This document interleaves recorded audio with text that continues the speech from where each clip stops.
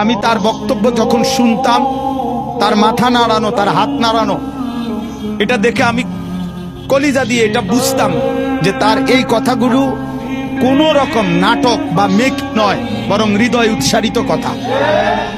বক্তব্য অনেকেই দেয়, অনেক সুন্দর সুন্দর স্বপ্ন দেখায়, অনেক লম্বা লম্বা হুঙ্কার ছাড়ে, কিন্তু আমি ইয়াকিনের সাথে এই কথা স্পষ্ট বুঝেছি যে শহীদ শরীফ ওসমান হাদি তার জবান আর তার দিল বরাবর ছিল।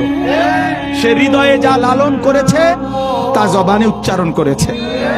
অতএব আমি শুধুমাত্র এই এতটুকু কথা মনে করাইতে চাই, আজকে ভারতীয় আধিপত্যবাদের দোসররা, তাদের এটা মনে করা উচিত, ভারত থেকে তারা আমার দেশের জুলাই যোদ্ধাকে ঘাড়ে গুলি করার পরামর্শ দিয়েছে, মাথায় গুলি করে তাকে শহীদ করেছে।